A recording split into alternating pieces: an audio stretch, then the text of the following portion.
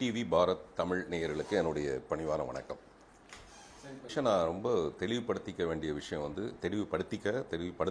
என்னென்னா, நான் இதுவரைக்கும் எந்த கட்சியும் சாராதவன். பிஜேபி, ஆர்எஸ்எஸ், திமுக, அதிமுக அந்த மாதிரிலாம் நான் சேராதவன். என்னுடைய எல்லா படத்துலையும் அரசியல் இருக்கும். அரசியலுக்கு நான் வரணுங்கிறது எனக்கு விருப்பம் இருக்குது. அதுக்கான வசதி இல்லை. வசதினா நான் சொல்கிறது, இன்றைக்கி ஒரு 200 கோடி ரூபாய் சம்பாதிக்கிறத விட்டுட்டு நம்ம அரசியலுக்கு வரலாங்கிற ஒரு சூழ்நிலை இருக்க நேரத்தில் நம்ம ஒரு 3 கோடி ரூபாய் 2 கோடி ரூபாய் சம்பாதிக்கும் போது இதை விட்டுட்டு வரதுங்கிறது ப்ராக்டிக்கல் இல்லை. அதனால் இன்னும் கொஞ்சம் காலம் நம்ம இதுக்குள்ளே இருக்க வேண்டியதாக இருக்க தவிர, மற்றபடி இங்கே இருக்கிற அரசியல் கட்சிகள் எதுக்குமே நான் எதிரி இல்லை. இப்போ சோஷியல் மீடியாவில் என்னென்னா, ரொம்ப அருவருப்பான வார்த்தைகள் பயன்படுத்துகிறாங்க. அது ரொம்ப கஷ்டமான ஒரு விஷயம். நான் எல்லாரையும் மதிக்கிறவன். ஆளுநர் மாளிகையிலேருந்து எனக்கு ஒரு ஃபோன் இந்த மாதிரி ஒரு டியூபர் குலோசிஸுக்காக விழிப்புணர்ச்சிக்கு நம்ம ஒரு ஒரு நிகழ்ச்சி நடத்துகிறோம், அதில் நீங்கள் கலந்துக்கணும்னு ஆளுநர் விருப்பப்படுறாரு. ஆளுநர்னால் இப்போ நம்ம மனசில் என்னவா பதிஞ்சு போயிருக்குன்னா, சட்டசபையிலிருந்து அவர் வெளியேறது, தமிழ்தாய் வாழ்த்து, இந்த மாதிரியான பிரச்சனைகள் நம்ம தமிழ்நாடு அரசுக்கும் ஆளுநருக்கும் உள்ள பிரச்சனை எல்லாருக்கும் தெரிஞ்ச ஒரு பிரச்சனை. எனக்கு என்ன தோணுதுன்னா, நம்ம போய் ஏன் நம்ம அந்த பிரச்சனையில் போய் மாட்டிக்கணும் அப்படின்னு எனக்கு தோணுது. அது தேவையில்லாமல் ஏதோ அதை பற்றின ப்ளஸ் மைனஸ் எல்லாமே வருமே. அப்புறம் ஆனால் காசு டியூபர் குலோசிஸுக்காக பண்ணுற ஒரு விஷயம், காச நோய்க்காக பண்ணுறது தான் காசு. அதை நம்ம ஏன் மறுக்கணும்? நான் கேட்டேன், என்னை எப்படி ஆளுநர் செலக்ட் பண்ண? இப்போ பல நேரத்தில் என்னென்னா, சில ஃபங்க்ஷன்ஸில் விஜய் சிறந்த நடிகர், விஜய் வர முடியலன்னு வச்சிங்களேன், இன்னொருத்தர் சிறந்த நடிகர், அப்படி இல்லைன்னா வேறு யார் இருக்காங்க அவைலபிளாக, பார்த்திபன் சிறந்த நடிகர் அப்படின்னு சம்டைம்ஸ் செலக்ட் பண்ணுவாங்க. அது எனக்கு உடன்பாடு இல்லை. அதனால தான் ஆனந்த விடன் மேடையில் கூட அவ்வளோ தைரியமாக நான் இறங்கி வந்தவன். எனக்கான தகுதி எனக்கு என்னவோ அதுதான் நான் செய்யணும். அப்படியே ஆளுநருக்கு என்ன தெரியாமல் எதுக்குங்க தேர்ந்தெடுக்கும்? ஒரு சும்மா உங்களுக்கு யாரும் ஆள் கிடைக்கலங்கிறதுக்காக நம்மளை கூப்பிட்டு போகிறீங்களா அப்படின்றதுக்காக நான் அவர்கிட்ட கேட்டேன். அங்கே இருக்கிற நம்ம நண்பர் ஒருத்தர்கிட்ட கேட்டேன், என்னை யார் அழைச்சாங்களோ அவங்ககிட்ட. அவர் இல்லைங்க, ஆளுநர் உங்களை பற்றி நல்லா தெரிஞ்சுக்கிட்டு அவர் நிறைய விஷயங்களை கேட்டு தெரிஞ்சுக்கிட்டு உங்களுக்கு நான் பார்த்திபன் மனிதநேய மன்றம்னு ஒன்று வச்சுருக்கேன். 35 வருஷமாக நான் சம்பாதிக்கிறதுல பாதி அந்த மன்றத்துக்கும், இன்னொன்று என்னுடைய சினிமாவுக்கும். இப்படி தான் நான் இப்படி ஒரு ஆஃபீஸில் இருக்கிறதுக்கு காரணமே, நான் எடுக்கிறது பூரா சினிமாவில் பயன்படுத்துகிற ஒரு ஆள். ஸோ அதை பற்றிலாம் அவர் கேட்டு தெரிஞ்சுக்கிட்டு, நீங்கள் இதுக்கு ரொம்ப தகுதியானவர்னு அவர் தான் உங்களை செலக்ட் பண்ணி வர சொன்னார். என்னுடைய சீட் எங்கே இருக்கும் இதெல்லாம் நான் கேட்குறேன் கண்டிஷன்ஸாக. ஏன்னா நம்மளுக்கு கொண்டு எங்கேயாவது ஒரு 10ஓட 11 உட்கார வச்சிட போகிறாங்கன்றது இல்லை சார். ஆளுநருக்கு பக்கத்தில் நீங்கள் உட்காந்துருக்கு. இது ஒரு பெரிய, அதாவது இந்த பந்தாலாம் பண்ணாதான் என்னை கூப்பிடணும் அப்படி கிடையாது. நான் சொல்கிறது, அதுக்கு உண்மையிலேயே முக்கியத்துவம் இருக்கா இல்லையா? இப்போ காலம் தான் பெரிய விஷயம். ஒருத்தன் சொல்கிறான், பேக்கெட்டில் எவ்வளோ பைசா இருக்குன்னு உனக்கு தெரியும், நீ பார்த்து செலவு பண்ணுற, பட் வாழ்க்கையில் மிச்சம் என்ன இருக்குன்னு தெரியாது, ஆனால் நீ செலவு பண்ணிக்கிட்டே இருக்க. வர வர நமக்கு என்ன ஆகுதுன்னா, ஐயோ நம்ம வாழ்க்கை போய்கிட்டே இருக்குது, அது எந்நேரம் முடியுதுன்னு யாருக்குமே தெரியல. அப்போ நம்ம நேரத்தை எதுக்காக வீணாக்கணும்? நான் இப்போல்லாம் நல்லா கவனித்து பார்த்தீங்கன்னா, ஆடியோ ஃபங்க்ஷன்ஸ்க்கு போகிறது கிடையாது, ஆடியோ லான்ச்சஸ்க்கு போகிறது கிடையாது, எந்த நிகழ்ச்சிக்குமே போகிறது கிடையாது. நான் முடிஞ்ச வரைக்கும் என்னுடைய அடுத்த படம் என்ன, நம்ம பழைய பெருமை, புதிய பாதை, அப்புறம் ஒத்த செருப்பு, இதெல்லாம் பேசிகிட்டு இருந்த பிரயோஜனம் இல்லை. இப்போ நீ என்ன பண்ணுற, அதுதான் நமக்கு தேவையானது. இப்போ மணி சார்லாம் பார்த்தீங்கன்னா கான்ஸ்டண்ட்டாக அவர் அதை தான் பண்ணியிருக்காரு. தக் லைஃப் முடியறதுக்குள்ளே அடுத்த ஸ்கிரிப்ட் ரெடி பண்ணிவிட்டு அவர் போயிட்டுருக்காரு. சில பேருடைய வாழ்க்கை அந்த மாதிரி ஏறுமுகமாகவே இருக்கும். நமக்கு ஏறி இறங்கி தான் இருக்கும். அதனால் நம்ம கான்சன்ட்ரேஷன் இதில் இருக்கலாம். அதுக்காக இவ்வளோ பந்தா நான் பண்ணுறேன், இவ்வளோலாம் நான் வந்தால் இவ்வளோ பந்தா அதெல்லாம் பண்ணிட்டு தான் நான் போகிறேன். பட் நான் போகும்போது என்ன முடிவு பண்ணிட்டு போகிறேன்னா, ஏற்கனவே இங்கே தமிழ்நாடு அரசுக்கும் ஆளுநருக்கும் இருக்கிற பிரச்சனை இல்லை, இந்த தமிழ் ரொம்ப ஒரு முக்கியமான விஷயமா இருக்குது, தமிழுக்கு உரிய மரியாதையெல்லாம் இல்லை அப்படின்னோன்னா, நான் ஒரு தமிழ் சட்டை போட்டுட்டு போகிறேன், தமிழில் பிரிண்டட் பண்ண ஒரு ஷர்ட் போட்டுட்டு போகிறேன், அவருக்கு தெரியப்படுத்தணுங்கிறதுக்காகவே போட்டுட்டு போகிறேன். வாவு சாமிநாத ஐயரோட என் சரித்திரம்னு ஒரு புக்கு, என்கிட்ட குமார்னு ஒரு உதவியாளர் இருக்கார், அவர் என்னை விட நிறைய படித்தவர், கருப்பழனியப்பன் மாதிரி. அவர்கிட்ட கேட்குறேன், குமார் என்ன வாங்கிட்டு போகலாம் அப்படின்னு கேட்டால், அவர் சொல்கிறார், இந்த மாதிரி ஒரு புக் வாங்கிட்டு போகலான்ட்டு. என்னுடைய புக்கு அடிஷனலாக அந்த இலவச இணைப்பு மாதிரி என்னுடைய புத்தகம், அப்புறம் ஒரு சிலை, ஒரு பியூட்டிஃபுல்லாக சிலை. ஒரு புத்தகத்தை நம்ம படிக்கும்போது அந்த புத்தகமும் நம்மளை படிக்குதுன்னு நான் எழுதியிருக்கேன். அதுக்கு ஓமையாக ஒரு விஷயம், அதாவது இங்கே தமிழ்நாடை நீங்கள் மதிக்கும்போது தமிழ்நாடும் உங்களை மதிக்கும், அந்த மாதிரியான விஷயம். இது எல்லாமே அதுக்குள்ளே கலந்து இவ்வளோ எடுத்துகிட்டு போகிறேன். என்னுடைய எதிர்பார்ப்பு அப்படிலாம் அங்கே இருக்காது அப்படின்னு நினச்சிட்டு போகிறேன். அதுக்காக நான் அவருக்கு தெரியப்படுத்தணும். ரொம்ப நான் எப்போவுமே கனி இருப்ப காய்க்காய் வந்துட்டுன்னுவாங்க. நல்ல அழகான வார்த்தைகள், அழகான பேச்சின் மூலமாகவே நம்ம என்ன சொல்ல நினைக்கிறோம். ஒருவேளை அங்கே தமிழுக்கான மரியாதை குறைவாக இருந்ததுன்னா நம்ம இதை இன்சிஸ்ட் பண்ணலாம் அப்படின்னு.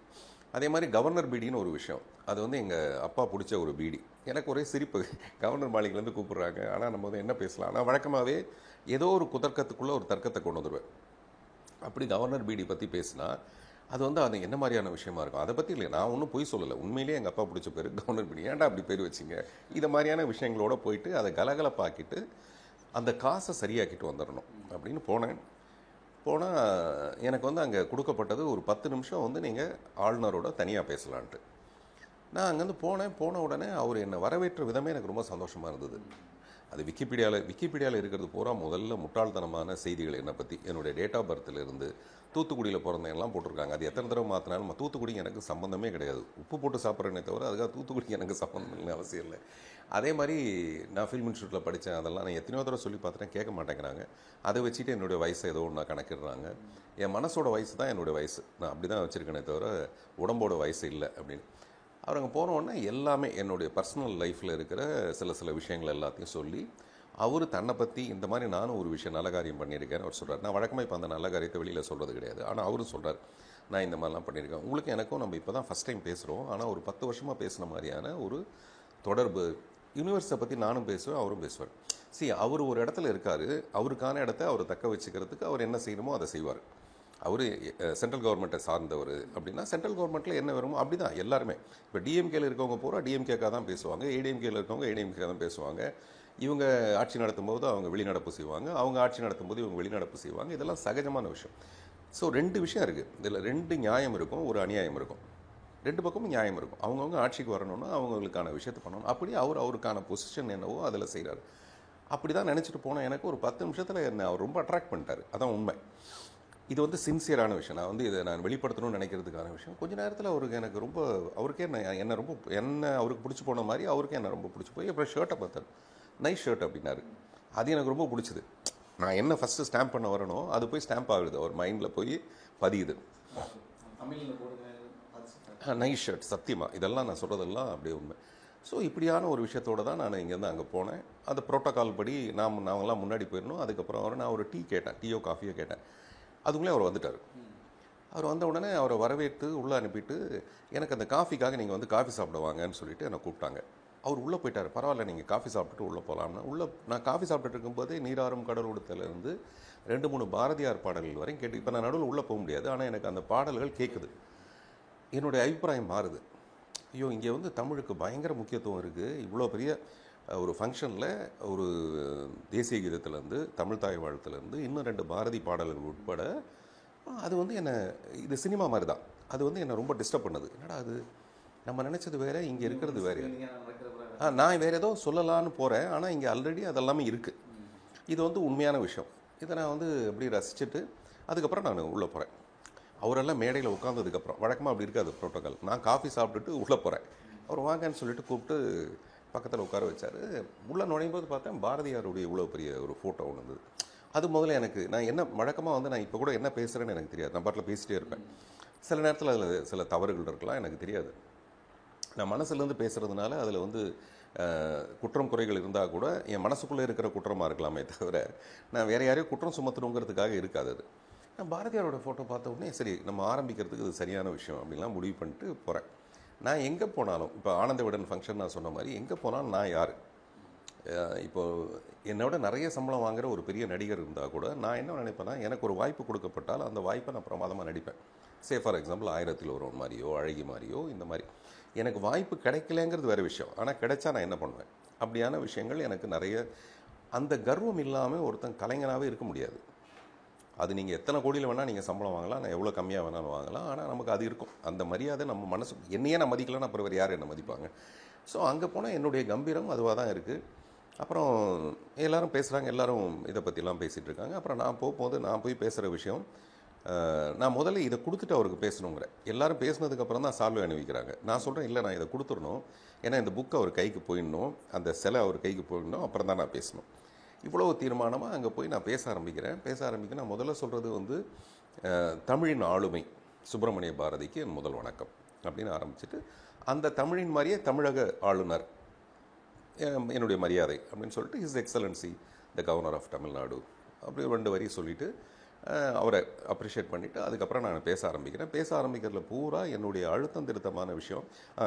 அங்கே வந்து குத்து விளக்கில் ஒரு மல்லிகைப்பூவை போட்டு அந்த விளக்கேற்றுறதுலேருந்து இந்த பாரதியார்லேருந்து காலையில் இங்கே பாடப்பட்ட இந்த தமிழ் பாடல்கள் எல்லாமே சேர்ந்து இது வந்து தமிழ் பண்பாடை இவர் காப்பாற்றுறாரு. அது ஒரு அண்டர்லைன்டு விஷயம். பையன் நல்லா படிக்கிறான் போல இருக்குது அப்படின்னா என்ன அர்த்தம்னா, அவன் சப்போஸ் நல்லா படிக்கலைன்னா அவனுக்கு உறுத்தும். நல்லா படிக்கிறான்னு வச்சுங்களேன், சரி நம்மளை பெருமையாக சொல்கிறாங்க. அதனால் ஆளுநர் வந்து உண்மையிலேயே அந்த தமிழை உண்மையிலே பாதுகாக்கிறாரு அல்லது கவனமாக இருக்காரு அப்படின்னா அது பாராட்டு. இல்லைன்னா அவருக்கு அது உறுத்தணும். இதை எல்லாத்தையும் நான் எழுதுகிறேன், அதை அடுத்த நாள் ஒரு அறிக்கையாக எழுதி அனுப்புகிறேன். அதில் நிறைய பேருக்கு புரியல. அது ஃபஸ்ட் டே என்னாச்சுன்னா, வெறும் இந்த ஆளுநர் மாளிகையிலேருந்து வந்த வீடியோவை பார்த்த உடனே ஒரே சங்கி சங்கி சங்கி சங்கின்னு போட்டு சங்கீதம். எனக்கு வந்து சங்கீதாவை தெரியும், அவங்க வந்து சரிகம பதனியில் பிள்ளைக்குட்டிக்காரன், நான் தான் அவங்கள வந்து கதாநாயகி அறிமுகப்படுத்தினேன். சங்கீதாவை தெரியுமே தவிர, ஆனால் எனக்கு வந்து சங்கியை பற்றிலாம் எனக்கு தெரியாது. எனக்கு என்னென்னா, நான் ஒரு சாராராக இருக்கிறது எனக்கு எப்போவுமே விருப்பம் இல்லை. நான் வந்து ஒரு பொதுவான கலைஞனாக இருக்கணும்னு ஆசைப்பட்றேன். அப்படி இல்லைன்னா நிறைய பணம் வாங்கிக்கிட்டு ஏதோ ஒரு கட்சியில் போய் சேர்ந்துக்கலாம், அல்லது அந்த கட்சியில் போய் சேர்ந்ததுக்கப்புறம் அந்த பவரை வச்சுட்டு நான் பணம் சம்பாதிக்கலாம். நான் வந்து இந்த மாதிரி ஒரு வீட்டில் இருக்க வேண்டிய அவசியமே கிடையாது. அதனால் என்னை யாராவது இந்த குற்றம் சுமத்துறது பார்த்தா நமக்கு கொஞ்சம் மனசுக்கு ரொம்ப கஷ்டமாக இருக்கும். அப்படி தான் நான் நினச்சிட்டு இருக்கேன். நயன்தாரா பார்த்தா இப்போ சமீபத்தில் எனக்கு சூப்பர் ஸ்டார், அது லேடி சூப்பர் ஸ்டார் பட்டம் எனக்கு வேண்டாம். ஏன்னா 10 பேர் அப்ரிஷியேட் பண்ணுறாங்க, பட் 90 பேர் திட்டுறாங்க. அதில் அப்போ எல்லோரும் தான் திட்டுறாங்க போல இருக்குது. இந்த திட்டத்துக்குன்னு ஒரு கூட்டம் இருக்குது. அந்த கூட்டத்தை பார்த்தா எனக்கு ரொம்ப அருவருப்பாக இருக்குது. அது எத்தனை தடவை சொன்னாலும் அவங்க கேட்க மாட்டேங்கிறாங்க. அவங்களுக்கு முகம் இல்லைங்கிறதுக்காக என்ன வேணாலும். அதில் வந்து என்னுடைய பர்சனல் லைஃப், இப்போ எதெல்லாம் நம்மளை வந்து சாக்கடையாக தூக்கி எரிஞ்சோம்னா அவங்க அந்த வேலையை விட்டுடுவாங்கன்றதுக்காக எல்லா முயற்சிகளும் நடத்தப்படுது. அது உங்களுக்கே தெரியும். அதனால் அந்த மாதிரி கொஞ்சம் சாக்கடை என்மேலையும் வீசப்படுது. அதில் ரொம்ப அருவருப்பாக அதில் என்னுடைய எக்ஸ் மனைவியை பற்றி ஒரு வரி வருது.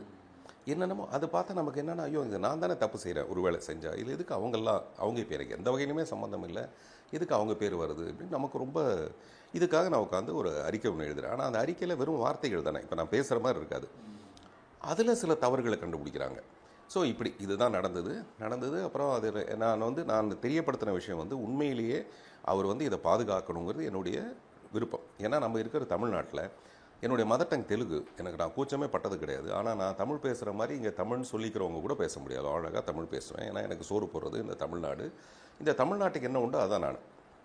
ஒரு ஆளுநர் எங்கேருந்து வராரு, அது அவருடைய பதவி, அவருடைய இடம் வேறு. ஆனால் எனக்கு என்ன விஷயம் வந்து, நான் அங்கே போனால் பதவி நான் என்னுடைய ஸ்டாண்ட் என்னன்றது நான் அவருக்கு சொல்லிட்டு வர்றோம். இதுக்காக போனால். ஆனால் உண்மையிலேயே அங்கே இதெல்லாம் கடைபிடிக்கப்பட்டது. அதான் எல்லாரும் மறுபடியும் எக்ஸ் தளத்தில் இவர் வந்து மும்மொழியை வந்து ஆதரிக்கிறார், மும்மொழியை ஆதரிக்கிறார் அப்படின்னு நான் போட்டிருக்கேன். 1+1 = 3. நான் சொல்கிறது ஒரு மொழி ப்ளஸ் இன்னொரு மொழி சேர்ந்தா மும்மொழி ஆகும் அப்படின்னு எனக்கு எப்படியா தெரியும்? எனக்கு தெரிஞ்சது 2 மொழி தானே அது கணக்கு. அது எப்படி மும்மொழி ஆகும்? நம்ம என்ன சொன்னாலும் அதை வேற ஒன்றா மாற்றி போடுறதுன்னு ஆகிடுது. அதனால் நம்ம எதை பற்றி பேசினாலும் அது இப்போதைக்கு பிரச்சனை ஆகிடும். அதனால் வேறு ஏதாவது பிரச்சனைக்கு போகும். ஒரு விளக்கம் எழுதுகிறேன். ராத்திரி பாலமாக உட்காந்து வார்த்தைகள் எதுவும் தப்பாக வந்துடாமல். நான் வந்து உள்குத்துன்னு சொல்கிறது உண்மையிலேயே உள்குத்து. அதுக்குள்ளே போய் அப்படி பார்த்தா அது வஞ்ச புகழ்ச்சி அணி மாதிரி. யாருக்குன்னா, ஒருவேளை அவர் தப்பு செஞ்சாருன்னா அவருக்கு இது உறுத்தணும். அவர் தப்பு செய்யலை. இதை நான் வார்த்தைகளை என்னால் கம்ப்ளீட் பண்ண முடியல. உடனே இந்த பக்கத்துலேருந்து நம்மளை, நீ எல்லாம் இப்படிப்பட்ட ஒருத்தண்டா, நீ வந்து இங்கே நீ வந்து என்னை ரொம்ப நாளாகவே ஒரு திமுக காரனே என்னை பேசிகிட்டே இருப்பாங்க. அது வந்து ஏதோ ஒரு விஷயம். எனக்கு கலைஞருக்கும் எனக்குமான அந்த நெருக்கமும், அவர் என் மேலே காட்டின அன்பும், என்னுடைய எல்லா பரிசும் அவர் கொடுத்தது, என்னுடைய கிறுக்கல்கள் புத்தகம் உட்பட இன்னும் பக்கத்துலேயே வச்சுருக்கேன், அது வந்து கலைஞர் வெளியிட்டது. அந்த மாதிரி நிறைய விஷயம் வந்து எனக்கும் அவருக்குமான. ஆனால் நான் ஓட்டு போடும்போது தான் தெரியும் நான் யாருக்கு போடுறேங்கிறது. அது என்னுடைய ஒரு பிரஜையாக மட்டும்தான். அதனால் இந்த 2 வருஷங்களுக்கு முன்னாடி அமித்ஷா வந்து சென்னைக்கு வராரு. வந்தால் பார்த்திபன் வந்து அவருடைய முன்னிலையில் பிஜேபியில் போய் சேர போகிறான்னு அப்போ ஒரு தடவை போட்டிருந்தாங்க. நான் சிரிச்சுக்கிட்டேன். இது அந்த மாதிரி பல தடவை இப்படி பேசப்பட்டிருக்கு. அதனால் நண்பர்களே, நான் உங்கள் எல்லாருக்கும் சொல்கிறேன், நான் வந்து வெறும் சினிமா கலைஞன். எப்போவாது எங்கேயாவது போய் அதை சுவாரஸ்யப்படுத்துறதுக்காக பேசுகிறதும், அப்புறம் மனசில் பட்டதை தைரியமாக பேசுகிறதுனாலையும் சில பிரச்சனைகள் வருது. அதனால் அந்த இரு தரப்பும் தயவுசெய்து என்னை தப்பாக நினச்சிக்க வேண்டாம். நான் இரு தரப்பும் சம்மந்தப்பட்டவன் இல்லை. நெக்ஸ்ட் அந்த கேள்வி, நான் வந்து விஜய் மட்டும் இல்லை, இந்த சுயேட்சையாக நிறைய பேர் வந்து நிற்பாங்களே. எங்கள் ஏரியாவில் ஒருத்தர் வந்து இது மேசன் ஒர்க் பண்ணுற ஒருத்தர், அவர் வந்து அவர் வந்து சுயேட்சையாக நிற்காரு. அவர்கிட்ட நான் கேட்குறேன், நீங்கள் சுயேட்சையாக நிற்கிறதுக்கு என்ன காரணம்? எனக்கு வந்து இவங்க அரசியலாக எனக்கு பிடிக்கல சார், நான் வந்து தனியாக வந்து இருக்கணும்னு. அவர் இது வரைக்கும் 6 எலெக்ஷன் கண்டக்ட் பண்ணியிருக்காரு, 6 எல்லாம் தோற்று போயிருக்காரு. ஆனால் ஒருத்தரையும் 10-50 ஏதோ ஒரு ஓட்டு வாங்குறாரு. அவருக்கு என்னைக்காவது இந்த அரசியலில் ஏதாவது ஒரு விஷயம் பண்ணணும், நான் அவரை அப்ரிஷியேட் பண்ணி அனுப்புகிறேன். அதே மாதிரி தான் விஜயும் அப்ரிஷியேட் பண்ணுறேன். எப்படின்னா, அவர் நான் முதலே சொன்னேன், 200 கோடி ரூபாய் சம்பளம், இவ்வளோ வருமானம், இது எல்லாத்தையும் விட்டுட்டு அவர் ஏதோ நல்லது செய்யணும்னு சொல்லிட்டு வராரு. எனக்கு கொஞ்சமாக நான் இதுக்குள்ளே பேசும்போதே இவ்வளோ இடைஞ்சல் வரும்போது அவருக்கு நிறைய இடைஞ்சல் வரும். அப்பா வேணாண்டா சாமி, விட்டுட்டு போயிடலான்னு தோணும். ஆனால் அதையும் மீறி வரட்டுமே, எல்லாரும் வரட்டுமே. யாருக்கு இங்கே சக்தி இருக்கோ அவங்க ஜெயிக்கணும். யாருக்கு வந்து இதன் மேலே உண்மையிலே ஈடுபாடு இருக்கோ அவங்க ஜெயிச்சே தீரணும். இதில் வந்து மாறுபட்ட கருத்தே கிடையாது. ஏற்கனவே இங்கே அரசியல் இருக்கிறவங்க நீங்கள் வந்தீங்கன்னா உடனே வாங்க உட்காருங்கன்னு சொல்லிட்டு அனுப்பிச்சி போயிடுவாங்களா என்ன? யார் அப்படி அனுப்பிச்சி போயிடுவாங்க? அதனால் யாருமே அப்படி இங்கே இருக்கிற பெரிய 2 கட்சிகள் இருக்குது. இதுக்கு மேலே ஒருத்தர் வராரு. இது வந்து நமக்கு வந்து ஒரு சுவாரஸ்யம்.